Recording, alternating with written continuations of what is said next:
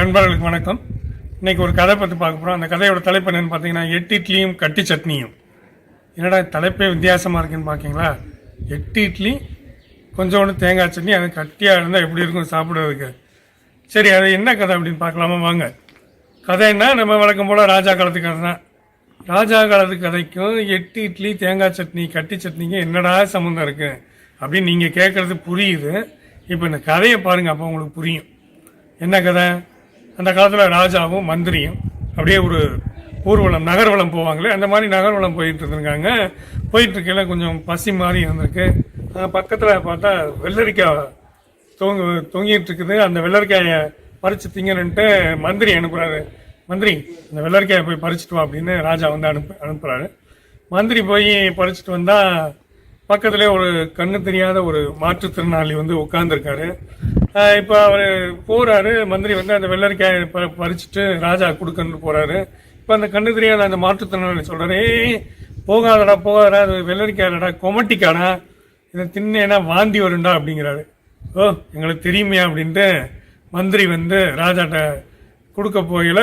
ராஜா வந்து அந்த மாற்றுத்திறனாளி சொன்னதை கவனிச்சுட்டு, நீ முதல்ல கொமட்டிக்காய் என்னென்னு செக் பண்ணிடலாம், தின்னியா அப்படின்னு மந்திரியை சொல்கிறாரு.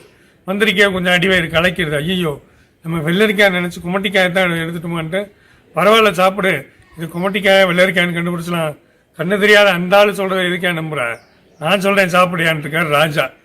சரின்ட்டு அவன் சாப்பிட்ட மாதிரி கொஞ்ச நேரத்தில் வாந்தி வந்துருச்சு. அப்படியே குமட்டிக்காய்னு எதுக்கு பேர் வந்துச்சு, குமட்டி வாந்தி வந்துருச்சு. ஐயோ, குமட்டிக்காய் தான் போல அப்படின்ட்டு, ஐயோ ராஜா காப்பாற்றுங்க ராஜா, நான் செத்துக்கிட்டு போயிடுவேன் போல, வெள்ளரிக்காய் நினச்சி குமட்டிக்காயை தின்னு போட்டேன் அப்படின்னு இருக்கான்.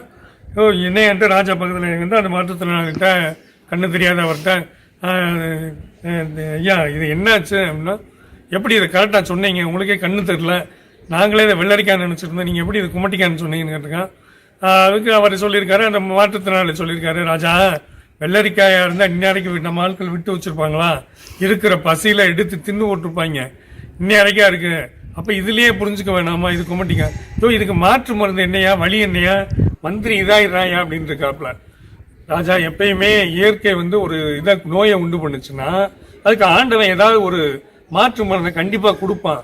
பக்கத்திலே பாருங்க, கொஞ்சம் தள்ளி ஒரு பச்சளை மாதிரி இருக்கும், அதை நல்லா கசக்கி புழிஞ்சு ராஜா நீங்கள் வந்து கசக்கி புழிஞ்சு இந்த மந்திரி வாயில விடுங்க, விட்டா அது வந்து வாந்தி இதெல்லாம் நின்றும் அப்படின்னு சொல்லியிருக்காரு. அப்போ ராஜா வந்து அந்த பக்கத்தில் உள்ள பச்சளை எடுத்து கசக்கி மந்திரி வாயிலா விட்டுருக்காரு, வாந்தி நின்றுச்சு. இப்போ ராஜா வந்து அதை ஒரு வழியாக மந்திரியை காப்பாற்றி விட்டார். இருந்தாலும் இந்த கண்ணு தெரியாத அவருக்கு ஏதாவது செய்யணும் அப்படின்ட்டு, பரவாயில்ல கொஞ்சம் இவருக்கு புத்திசாலியாக தான் இருக்கான், மாற்றுத்திறனாளியாக இருந்தாலும் புத்திசாலியாக தான் இருக்கான் அப்படின்ட்டு அவருக்கு ஒரு டோக்கனை கொடுத்துருக்காரு. டோக்கனை கொடுத்துட்டு அரண்மனை கிழக்கு வாசலுக்கு போ, அங்கே உனக்கு பரிசு காத்திருக்கு போ அப்படின்னு சொல்லிட்டார். சரின்ட்டு மந்திரி என் பாட உயிர் பொழைச்சிச்சு அப்படின்னு போயிட்டுங்க. அடுத்து இதே மாதிரி ஒரு நிகழ்ச்சிங்க, ஒரு வைர வியாபாரி அரண்மனைக்கு வந்திருக்காரு. வந்துட்டு நிறையா வைரங்களுக்கு இருக்குது, நீ ராஜா வாங்கிக்கோங்கன்னு சொல்லி கொடுத்துருக்காரு.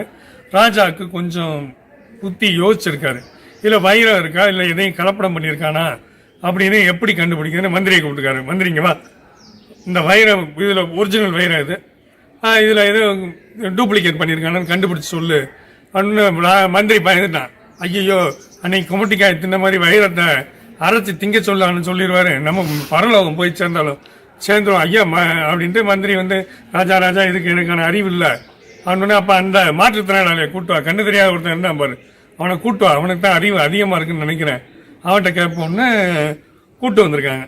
இப்போ அவர் வந்துட்டு ராஜா வந்து அந்த மாற்றுத்திறனாளிகிட்ட சொல்லியிருக்காரு, இதில் உண்மையான வைரம் இது, கண்ணாடி எதுன்னு எனக்கு கொஞ்சம் கண்டுபிடிச்சு சொல்லி, எனக்கு இவன் மேலே டவுட்டாக இருக்குது, இந்த வியாபாரி மேலே கொஞ்சம் சந்தேகம் அதிகமாக இருக்குது அப்படின்னோடனே, உனக்கு எதுங்க அந்த அறிவு திறமை இருக்கான்னு பார்க்கலாம் அப்படின்ட்டுருக்காரு. சரி ராஜா, உனக்கு ஒரு 1/2 மணி நேரம் டைம் கொடுங்கன்ட்டு அந்த கண்ணு தெரியாத மாற்றத்தினாலே வெளியே போயிட்டு வெயிலில் அந்த வைரத்தையும் கண்ணாடியும் வச்சுட்டு கொஞ்சம் நேரம் கழித்து வந்திருக்கான். வந்து ஐயா இதெல்லாம் வந்து உண்மையான வைரம், ஒரிஜினல், இதெல்லாம் டூப்ளிகேட்டு அப்படின்ட்டு கரெக்டாக கண்டுபிடிச்சி கொடுத்துட்டாப்புல. இப்போ ராஜாவுக்கு ரொம்ப ஆச்சரியம், வாயன் எப்படி அதெல்லாம் கண்டுபிடிச்சா அப்படின்னு இருக்காரு. ஒரு வைரத்தை வந்து நம்ம வெயிலில் வச்சோம்னா வைரம் வந்து சூடே ஆகாது, அதே கண்ணாடியை வச்சீங்கன்னா கண்ணாடி சூடாயிரும். இந்த பக்கம் இருக்க எல்லாம் தொட்டு பாருங்க, சுட சுட அப்படியே ரொம்ப இதா இருக்கு. இதெல்லாம் வந்து கூலிங்கா இருக்கு. இதுதான் உண்மையான வைரம், இது வந்து டூப்ளிகேட் அப்படின்னு கண்டுபிடிச்சாங்க. ராஜாவுக்கு உச்சி முகந்துருச்சு. சார் சூப்பரியா, நீ தான் என் புத்திசாலி அப்படின்னு திரும்ப ஒரு டோக்கன் எடுத்திருக்காரு. போனட்டே எந்த வாசலுக்கு போனேன்? அரண்மனை கிழக்கு வாசல் போனேன் ராஜா.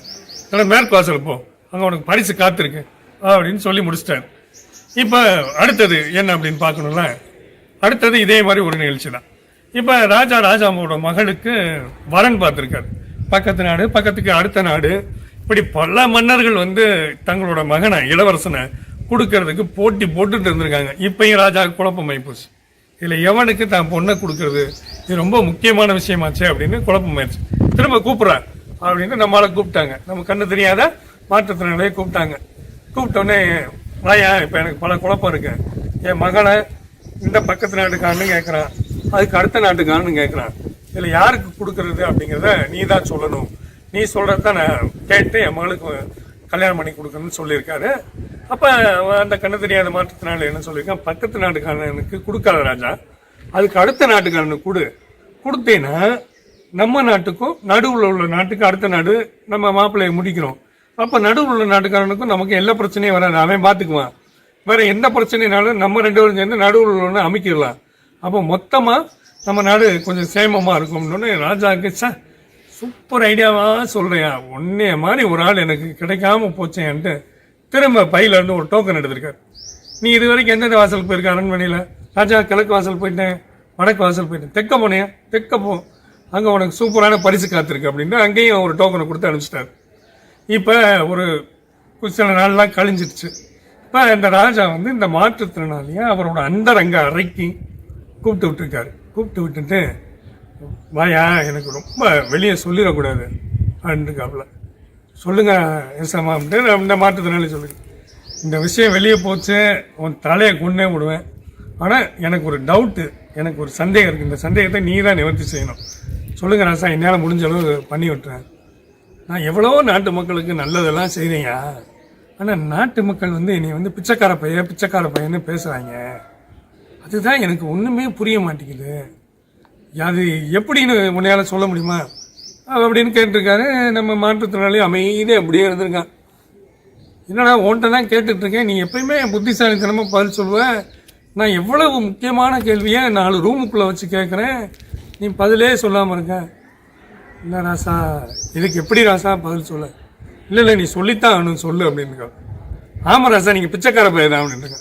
டேய் எதை வச்சியா சொல்கிற அப்படின்னு இருக்காப்புல. ராசா, நீங்கள் முதல் டைம் கிழக்கு வாசலுக்கு போக சொல்லி ஒரு டோக்கனை கொடுத்தீங்க, அடுத்த டைம் மேற்கு வாசலுக்கு போக சொல்லி ஒரு டோக்கன் கொடுத்தீங்க, அதுக்கு அடுத்த டைம் தெற்கு வாசலுக்கு போக சொல்லி டோக்கன் கொடுத்தீங்க. எல்லா இடத்துலையும் போனாலும் நான் கூட முதல் டைம் வைரத்தை கொடுப்பீங்க, 2வது டைம் ஏதோ ஒரு முக்கியமான இதை சொன்ன உடனே பெரிய ப்ரைஸாக கொடுப்பீங்க, அடுத்த டைம் நாடையே உங்களுக்கு பிடிச்சி கொடுத்துருக்கேன், ஒரு 4 ஊரையாவது கொடுப்பீங்கன்னு நினச்சி போனால்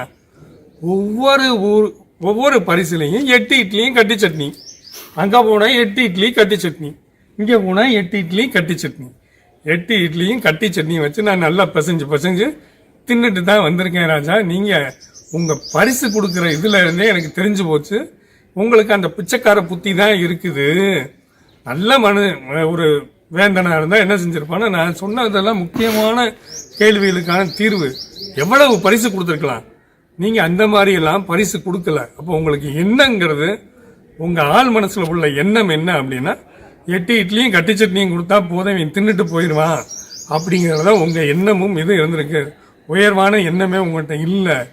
உங்கள் இது விஷயம்லாம் சுற்றி இப்போ சொல்கிறாங்களே சோறு தான் முக்கியம்னு, அது மாதிரி பரிசுங்கிறது உங்களை பொறுத்தவரை 8 இட்லியும் கட்டி சட்னியும் தான் அப்படின்னு இருக்கு. அதனால உங்களுக்கு அவங்க மக்கள் சொல்றது சரிதான் ராஜா அப்படின்னு சொன்னாப்லையா. இதுலேருந்து இந்த கடையிலேருந்து நான் 8 இட்லி கட்டி சட்னிங்கிறத சொல்ல வரலைங்க. நல்ல எண்ணங்கள், பெரிய பெரிய எண்ணங்கள், அடுத்தவங்களுக்கு உதவி செய்யணுங்கிற எண்ணம் வந்து பெரிய லெவலில் இருந்தால் கண்டிப்பாக நல்லா இருக்கும். அதை விட்டுட்டு சின்ன லெவலில் உங்களுக்கு ஒரு பெரிய விஷயங்கள்லாம் அவங்களுக்கு அறிவுரை சொல்லியிருக்காங்கன்னா நீங்கள் அவங்களுக்கு எவ்வளோ பெரிய உதவி செஞ்சுருக்கலாம். ஆனால் இந்த ராஜா சுற்றி அந்த செக்கு மாடு மாதிரி அந்த 8 இட்லி கட்டி சட்னிலேயே நின்றுருக்கான். அந்த மாதிரி இல்லாமல் பெரிய எண்ணங்களை வளர்த்துட்டு நல்லபடியாக மற்றவங்களுக்கு உதவி செய்யணும் அப்படிங்கிறத சொல்கிறதுக்காக தான் இந்த கதையை சொன்னேன். வழக்கம் போல் இந்த கதை பிடிச்சிருந்தா லைக் பண்ணுங்கள், ஷேர் பண்ணுங்கள், சப்ஸ்கிரைப் பண்ண மறந்துடாதீங்க. மீண்டும் நல்லதொரு பதிவில் உங்களை சந்திக்கும் வரை வணக்கம் வணக்கம் வணக்கம் வணக்கம் கூறி விடைபெறுவது உங்கள் RK.